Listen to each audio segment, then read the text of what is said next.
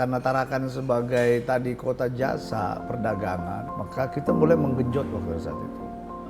Nah, awal saya menjabat itu memang di data kita itu hanya sekitar 7.000-an ya, 7.000-an UMKM gitu. Terakhir itu di tahun 2022, itu data terakhir yang saya punya, di bulan Oktober itu sekitar 28.000. Sekarang saya kira mungkin udah di atas 32.000.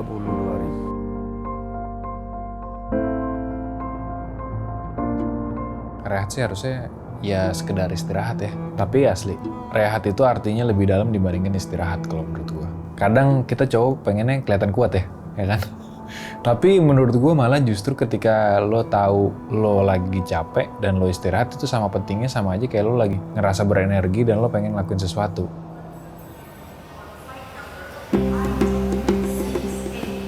Hari ini gue lagi mau mencoba ke satu tempat yang sama sekali gue belum pernah datengin, yaitu Kalimantan.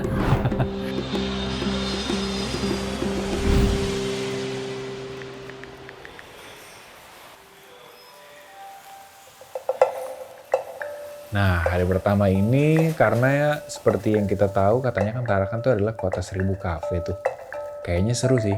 Kita coba-coba cari kafe yang bisa jadi beda banget sama yang ada di Jakarta, tapi rasanya, wah, kayak penasaran nih kopi-kopinya kayak gimana nih.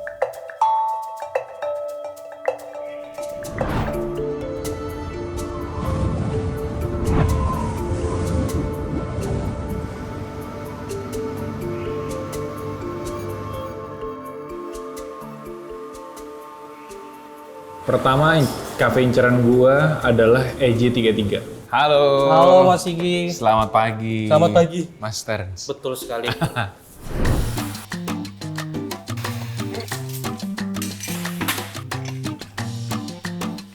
Untuk kota 1000 kafe, kenapa sih mendapat julukan itu? Karena jadi mungkin setelah pandemi, coffee shop semakin marak di mana-mana. Adanya coffee shop sebagai tempat untuk orang berwisata dan untuk bertemu dengan orang-orang lain. Tempat mau kemana-mananya, ya udah pergi nongkrong aja dah. Wah, ternyata suasana di sana, pelayanan, rasa kopinya, makanannya semuanya ternyata enak ya. Padahal bisa terbilang baru gitu untuk kafe karena tadi Mas Terence bilang baru 1 tahun ya kalau nggak salah ya.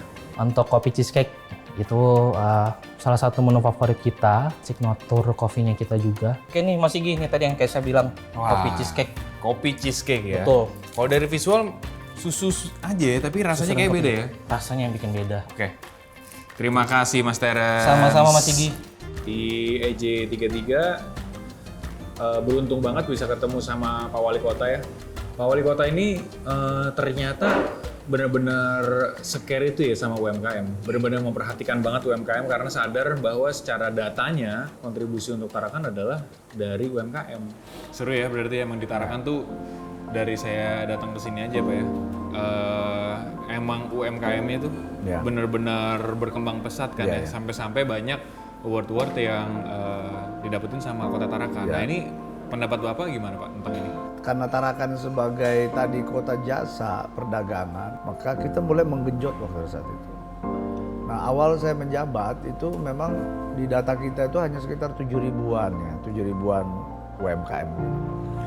Nah, kita coba promosi, kita latih mereka. Terakhir itu di tahun 2022, itu data terakhir yang saya punya, di bulan Oktober itu sekitar 28.000. Sekarang saya kira mungkin udah di atas 32.000. Upaya kita tadi untuk mendorong mereka melalui tadi pelatihan, meningkatkan keterampilan mereka, meningkatkan kemasan-kemasannya, termasuk juga menyiapkan beberapa fasilitas yang bisa kita dukung seperti tadi marketplace ya. Termasuk juga pemasarannya juga ada regulasi yang kita buat, misalnya contoh di Alfamidi ada Indomaret begitu, kita kasih kewajiban mereka minimal menampung 30% dari produk UMKM kita yang memenuhi standar ya. Hotel-hotel, makanan-makanan untuk tamu kita harapkan itu juga sebagian kalau bisa dari UMKM, termasuk kami juga setiap ada kegiatan ya kita berusaha goodie bag-nya itu ya kita isi dari produk-produk UMKM kita. Setelah ngobrol sama Pak Wali tuh jadi kayak tahu ini orang yang penuh rencana dan nggak cuma rencana aja, tapi ada nyatanya. Setelah dari EJ33 ngobrol sama Pak Wali Kota, terus juga mencoba kopi-kopi dari EJ33, makanan, suasana kafenya, pengen cobain ke kafe selanjutnya.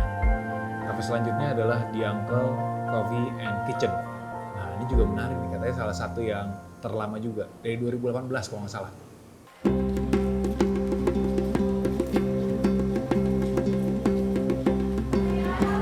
Halo, selamat siang Mas. Favorit apa nih kalau di Uncle Coffee? Avocado coffee. Menarik. Boleh deh, itu satu ya. Wih, halo. Billy. Mas Billy. Main-main nih ke The Uncle Coffee and Kitchen ya. Harus dong. Harus dong ya. Kalau ke Tarakan harus kesini ya. Harus sini. Ketemu sama Mas Billy itu sebenarnya nggak nyangka. Ternyata dia itu pernah lama di banyak kota di Jakarta. Kirain langsung asli sini gitu ya. Ternyata dia udah sempet dari Bekasi, Bali, terus juga sempat ke Pekanbaru, ke Bogor juga. Jadi kayaknya emang orangnya suka banget sama hal baru. Tapi ternyata dia udah for good nih di sini, di Tarakan terakhir, karena udah sampai 5 tahun bahkan sudah berkeluarga di sini. Jadi kalau persaingan kita dalam dunia kuliner itu kan setiap orang itu kan berbeda mulut ya. Ada dia suka di sini, ada dia suka di lain. Tapi bagaimana cara kita bersaingnya? Kita harus konsisten pertama. Kita harus menjaga citra rasa, kita harus menjaga servis biar tamu itu bisa balik lagi.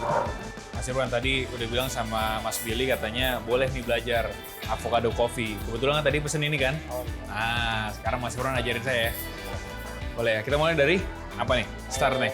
Awalnya kita buat Waktu pertama kali cobain bikin avocado coffee, salah satu menu favorit dari The Uncle, lumayan menegangkan karena kan semuanya alatnya punya mereka ya. Karena gue takut salah-salah gitu ya, tapi ternyata tadi Mas Irwan baik banget ngajarinnya, benar-benar jelas cara potongnya. Jadi di ujungnya dulu, di alpukatnya, terus habis itu baru potong, diambil setengah, butuh air lebih banyak karena biar kental. Seberapa banyak kental manis yang dipakai, coklatnya, Milonya. Bener-bener tadi Milo aja ambil 2 ya, dua banyak banget.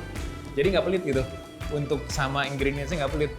Makanya jadi rasanya tuh bisa bikin itu minuman jadi minuman favorit di sini.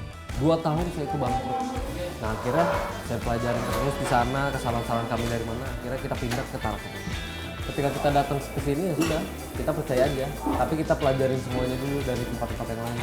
Kayaknya terima kasih atas pengalaman yang telah saya lewati itu. Karena kalau nggak dari situ saya nggak mungkin bisa sampai di titik ini. Jadi kita harus percaya diri, Mas. Pelajaran yang bisa ambil dari Mas Billy tuh jangan pernah takut untuk coba hal baru ya. Bahkan dari lingkungan baru itu semua bisa ada apa ya, ups and downs-nya, karena tadi Mas Billy bilang setiap kota itu punya ceritanya masing-masing, ada yang gak enaknya, ada yang enaknya, tapi gue ngelihat sisi gigihnya Mas Billy untuk setiap pindah, tapi setiap kota yang dia singgahin tuh membuahkan hasil gitu. Dapat pelajaran dari setiap kota sampai akhirnya dia lama di Tarakan ini. Berarti harapan Bapak nih terakhir Pak untuk UMKM di Tarakan gimana Pak? Ya harapan kita bahwa UMKM ini akan tumbuh lebih baik dan insya Allah saya kira UMKM akan tetap menjadi penopang utama pertumbuhan ekonomi, penopang utama penciptaan lapangan kerja di Kota Tarakan.